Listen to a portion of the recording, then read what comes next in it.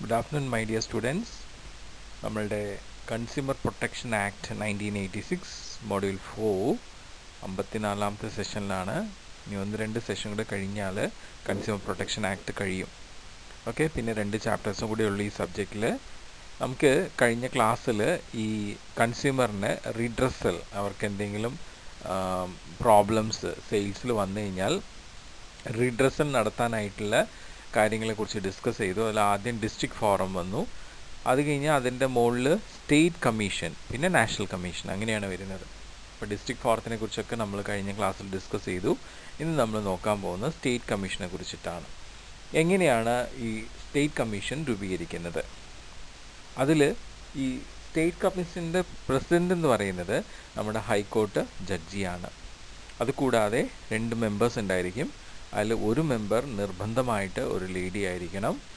ഈ 2 മെമ്പേഴ്സും economics, law, commerce, accountancy, industry, public affairs, administration, ഇങ്ങനെയുള്ള എല്ലാ കാര്യങ്ങളിലും ഉണ്ടാവുന്ന പ്രോബ്ലംസ് ഡീൽ ചെയ്യാനുള്ള കപ്പാസിറ്റി ഉള്ളവരായിരിക്കണം. ഓക്കെ, പിന്നെ നമ്മളുടെ ബാക്കിയുള്ള അപ്പോയിൻമെൻറ്റ്സ് കൃത്യമായിട്ട് എത്ര പേരാണെന്ന് പറഞ്ഞിട്ടില്ല. അങ്ങനെ സ്റ്റേറ്റ് കമ്മീഷനുള്ള അപ്പോയിൻമെൻറ്റ്സ് എല്ലാം ഈ പറയുന്ന സ്റ്റേറ്റ് ഗവൺമെൻറ് നടത്തും. അതെങ്ങനെയാണെന്ന് വെച്ച് കഴിഞ്ഞാൽ ഈ സ്റ്റേറ്റ് കമ്മീഷന് വേണ്ടിയിട്ട് ഒരു സെലക്ഷൻ കമ്മിറ്റി ഉണ്ട്. ആ സെലക്ഷൻ കമ്മിറ്റിയുടെ റെക്കമെൻഡേഷൻ എടുത്തുകൊണ്ട് സ്റ്റേറ്റ് ഗവൺമെൻറ് ആണ് സ്റ്റേറ്റ് കമ്മീഷനിലേക്ക് അപ്പോയിൻറ്റ് ചെയ്യുന്നത്. ഈ സെലക്ഷൻ കമ്മിറ്റി എന്ന് പറയുന്നത് നമ്മുടെ സ്റ്റേറ്റ് കമ്മീഷൻ്റെ പ്രസിഡൻ്റായിട്ടുള്ള ജഡ്ജും, പിന്നെ ലോ ഡിപ്പാർട്ട്മെൻറ്റിൻ്റെ സെക്രട്ടറി, പിന്നെ നമ്മളുടെ കൺസ്യൂമർ അഫയേഴ്സ് ഡിപ്പാർട്ട്മെൻറ്റിൻ്റെ സെക്രട്ടറി, ഇവർ ഉൾപ്പെടുന്നതാണ് സ്റ്റേറ്റ് കമ്മീഷൻ. ഈ സ്റ്റേറ്റ് കമ്മീഷനാണ് നമ്മളുടെ സ്റ്റേറ്റ് കമ്മീഷനിലെ ഈ സെലക്ഷൻ കമ്മിറ്റിയാണ് നമ്മുടെ സ്റ്റേറ്റ് കമ്മീഷനിലേക്കുള്ള എല്ലാ അപ്പോയിൻമെൻറ്റ്സും നടത്തുന്നത്. ഓക്കെ, ഇനി നമ്മുടെ സ്റ്റേറ്റ് കമ്മീഷനിൽ മെമ്പേഴ്സ്, അവർക്ക് 5 വർഷം ഈ ഒരു കമ്മീഷനിൽ വർക്ക് ചെയ്യാം. 5 വർഷം കഴിഞ്ഞാൽ അവർ റിലീവായി പോകേണ്ടതാണ്. അതുമാത്രമല്ല, ഏജ് ബാറും ഉണ്ട്. 67 വയസ്സിന് മുകളിൽ അവർക്ക് സ്റ്റേറ്റ് കമ്മീഷനിൽ കണ്ടിന്യൂ ചെയ്യാൻ പറ്റില്ല. സോ ഏതാണ് ആദ്യം വരുന്നത്? ഒന്നില്ലെങ്കിൽ 65 വയസ്സ് തികയുകയോ അല്ലെങ്കിൽ 5 വർഷം തികയോ ചെയ്യുകയാണെങ്കിൽ ഏതാണ് ആദ്യം വരുന്നത് അതനുസരിച്ച് അവരവിടെ നിന്ന് റിലീവ് ആവണം.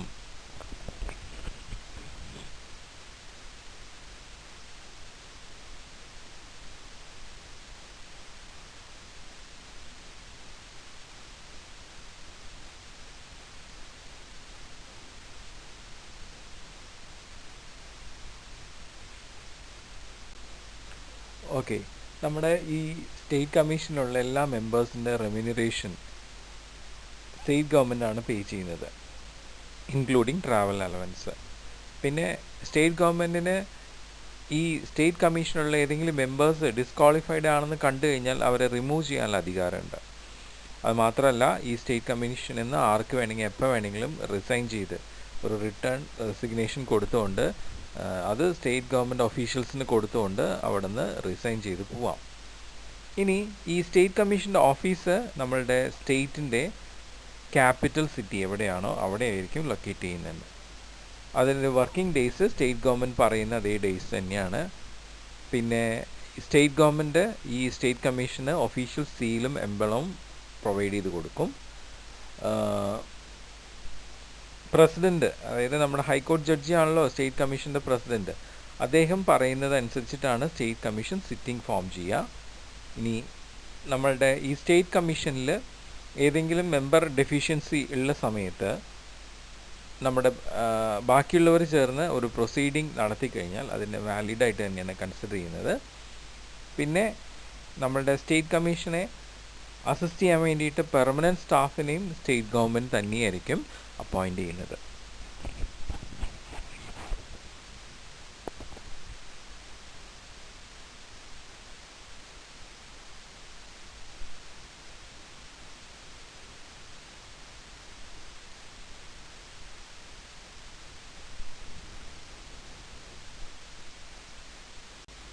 നമ്മളുടെ സ്റ്റേറ്റ് കമ്മീഷൻ്റെ ജുറിസ്ഡിക്ഷൻ എങ്ങനെയാണെന്ന് നോക്കിക്കഴിഞ്ഞാൽ, ഡിസ്ട്രിക്ട് ഫോറത്തിൽ നമുക്ക് കോമ്പൻസേഷൻ 20 ലക്ഷത്തിൽ കവിയാതെ വരുന്ന എല്ലാ കംപ്ലയിൻസും ഡിസ്ട്രിക്ട് ഫോറത്തിൽ എടുക്കുമെന്ന് പറഞ്ഞു. 20 ലക്ഷത്തിന് മുകളിൽ 1 കോടിക്ക് ഉള്ളിൽ വരുന്ന കോമ്പൻസേഷൻ വരാവുന്ന കംപ്ലയിൻസ് ആണ് സ്റ്റേറ്റ് കമ്മീഷനിൽ എടുക്കുന്നത്. പിന്നെ ഈ കംപ്ലയിൻസ് വരുമ്പോൾ അതിൻ്റെ ഒപ്പോസിങ് പാർട്ടി കംപ്ലയിൻറ്റ് കൊടുക്കുന്ന സമയത്ത് ആ സ്റ്റേറ്റിൽ റിസൈഡ് ചെയ്തിരിക്കണം അല്ലെങ്കിൽ ആ സ്റ്റേറ്റിൽ ബിസിനസ് റൺ ചെയ്യണം. ഓക്കെ, ഇനി നമ്മുടെ ഡിസ്ട്രിക്ട് ഫോറത്തിൽ സാറ്റിസ്ഫൈഡ് അല്ലാത്ത ഓർഡേഴ്സ് അപ്പീലായിട്ട് ഇവിടെ നമ്മുടെ സ്റ്റേറ്റ് കമ്മീഷനിൽ വരാം.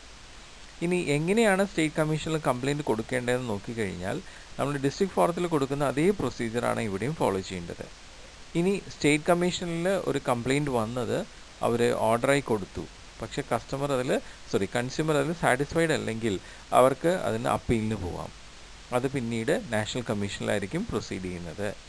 ഓക്കെ, അപ്പോൾ സ്റ്റേറ്റ് കമ്മീഷൻ കൊടുത്തിട്ടുള്ള ഓർഡർ കിട്ടിയ ഡേറ്റ് തൊട്ട് 30 ദിവസത്തിനുള്ളിലാണ് നാഷണൽ കമ്മീഷനിലേക്ക് അപ്പീൽ പോകേണ്ടത്. ഓക്കെ,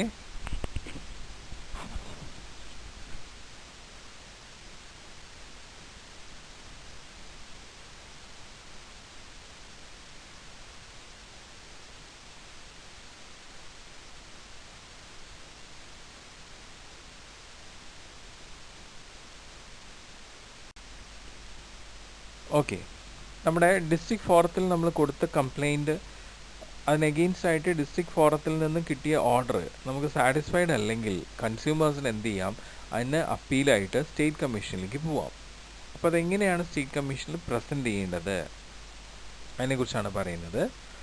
നമുക്ക് ഇങ്ങനെ സ്റ്റേറ്റ് കമ്മീഷനിൽ അപ്പീൽ കൊടുക്കാനുള്ള ഒരു provision state consumer protection rule പ്രകാരമാണ് കിട്ടിയിട്ടുള്ളത്. അങ്ങനെ ഒരു അപ്പീൽ കൺസ്യൂമർക്ക് എന്ത് ചെയ്യാം, നേരിട്ടോ അല്ലെങ്കിൽ ആളുടെ ഓതറൈസ് ഏജൻറ്റ് മുഖാന്തരം നേരിട്ടോ അല്ലെങ്കിൽ രജിസ്റ്റേർഡ് പോസ്റ്റായിട്ട് സ്റ്റേറ്റ് കമ്മീഷനിലേക്ക് അയക്കാം. ഈ അയക്കുന്ന അപ്പീൽ എല്ലാവർക്കും മനസ്സിലാവുന്ന രീതിയിൽ റിട്ടേൺ ഫോമായിട്ടോ അല്ലെങ്കിൽ ടൈപ്ഡ് ആയിട്ടോ അയക്കാം. അത് മാത്രമല്ല, അപ്പീൽ അയക്കുമ്പം അപ്പീലിൻ്റെ കൂടെ നമ്മളുടെ ഡിസ്ട്രിക്ട് ഫോറത്തിൽ നിന്നും നമുക്ക് കിട്ടിയിട്ടുള്ള ഓർഡറിൻ്റെ സർട്ടിഫൈഡ് കോപ്പി അതിൻ്റെ കൂടെ അറ്റാച്ച് ചെയ്ത് വെക്കണം. ഇനി നമ്മളോട് പറഞ്ഞിട്ടുണ്ട് ഡിസ്ട്രിക്ട് ഫോറത്തിൽ നിന്ന് കിട്ടിയിട്ടുള്ള ഓർഡർ സാറ്റിസ്ഫൈഡ് അല്ലെങ്കിൽ അതിന് എഗെയിൻസ്റ്റ് ആയിട്ടൊരു അപ്പീൽ ഇത്ര ദിവസത്തിൻ്റെ ഉള്ളിൽ എന്ത് ചെയ്യാം, സ്റ്റേറ്റ് കമ്മീഷനിൽ കൊടുക്കാമെന്ന് പറഞ്ഞിട്ടുണ്ട്. അപ്പോൾ ആ ടൈമിൻ്റെ ഉള്ളിൽ തന്നെയാണ് നമ്മൾ അപ്പീൽ കൊടുക്കേണ്ടത്. സപ്പോസ് ആ ടൈം കഴിഞ്ഞിട്ടാണ് നമ്മൾ കൊടുക്കുന്നുണ്ടെങ്കിൽ എന്തുകൊണ്ട് ആ ഡിലേ വന്നു എന്നുള്ളത് കാണിക്കാനുള്ള ഒരു അഫിഡാവിറ്റ് ആ അപ്പീലിൻ്റെ കൂടെ അറ്റാച്ച് ചെയ്യണം. ഓക്കെ, സോ നമ്മൾ അയക്കുന്ന അപ്പീൽ, സ്റ്റേറ്റ് കമ്മീഷൻ അയക്കുന്ന അപ്പീൽ 4 കോപ്പീസാണ് സ്റ്റേറ്റ് കമ്മീഷൻ അയക്കേണ്ടത്. ഇനി സ്റ്റേറ്റ് കമ്മീഷൻ ഈ അപ്പീൽ സ്വീകരിച്ച് ഹിയറിങ്ങിൻ്റെ ഡേറ്റ് ഇൻഫോം ചെയ്യുമ്പോൾ ആ ഡേറ്റിൽ കൺസ്യൂമറോ അല്ലെങ്കിൽ ആളുടെ ഏജൻറ്റോ അവിടെ പ്രസൻ്റ് ആയിരിക്കണം. അല്ലാത്ത പക്ഷം കമ്മീഷൻ എന്ത് ചെയ്യും, ആ അപ്പീലിനെ ഡിസ്മിസ് ചെയ്യും.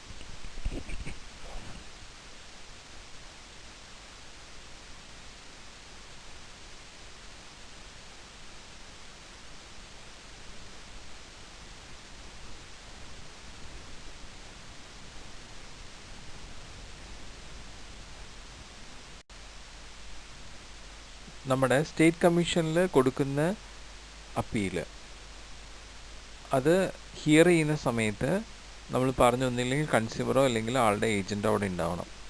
അങ്ങനെ പ്രസൻറ്റ് ചെയ്യുന്ന കൺസ്യൂമർ അല്ലെങ്കിൽ ആളുടെ ഏജൻ്റ് അടുത്തുനിന്ന് അവർ അഫക്റ്റ് ചെയ്ത കൺസ്യൂമറിൻ്റെ അടുത്തുനിന്ന് എല്ലാ കാര്യങ്ങളും ചോദിച്ച് മനസ്സിലാക്കിയ ശേഷം മാത്രമേ സ്റ്റേറ്റ് കമ്മീഷൻ ഒരു തീരുമാനം എടുക്കുള്ളൂ.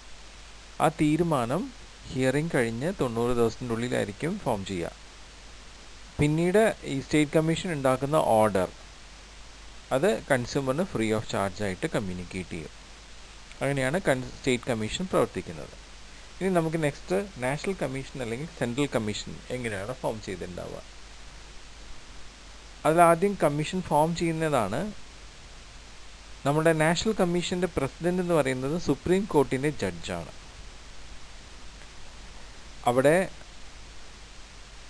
ആ പ്രസിഡൻ്റ് കൂടാതെ വേറെ 4 മെമ്പേഴ്സ് ഉണ്ടായിരിക്കും. അതിലൊരാൾ ലേഡി ആയിരിക്കണം എന്നുള്ള നിർബന്ധമാണ്.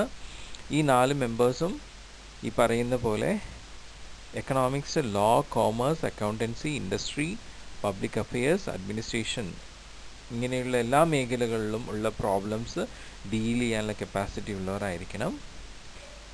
നമ്മളുടെ സുപ്രീം കോടതി ജഡ്ജിനെ പ്രസിഡൻ്റായിട്ട് നിയമിക്കുന്നത് ചീഫ് ജസ്റ്റിസ് ഓഫ് ഇന്ത്യയാണ്. പിന്നെ secretary of department of legal affairs of central government ഇതിൻ്റെ ഒരു മെമ്പറായിരിക്കും. അതുകൂടാതെ secretary of department of consumer affairs of central government ആളും ഇതിൻ്റെ ഒരു മെമ്പറായിരിക്കും.